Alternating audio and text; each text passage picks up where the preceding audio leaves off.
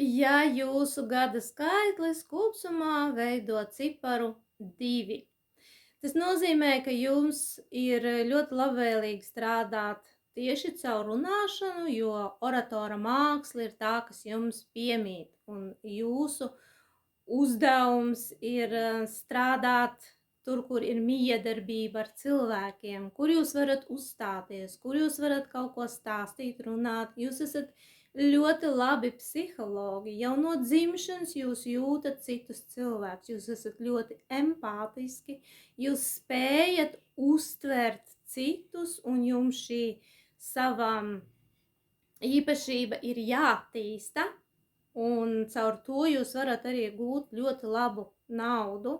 Tātad koči, terapeiti, arī numerologi, visur, kur ir vajadzīga runāšana, stāstīšana, uzstāšanās, uzkāpt uz skatuves, runāt, tas viss ir priekš jums. Tā ir jūsu niša, jūsu darbības sfēra.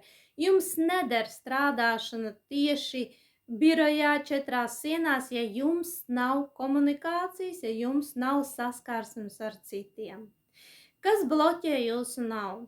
Ja jums patīk melot gan sev, gan arī citiem, ja jums patīk aprunāt citus cilvēkus, tenkot, tā jūs arī zaudējat šo te enerģiju, viņa aiziet citur.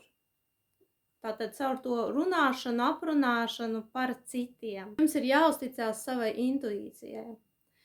Un caur šo te intuīciju jūs varat arī sevi daudz kur attīstīt un savas spējas attīstīt. Jums ir arī svarīgi izvēlēties strādāt, nevis izvēlēties dzīvot, piemēram, uz partnera rēķina, jo tas arī bloķēs jums naudas pieplūdumu.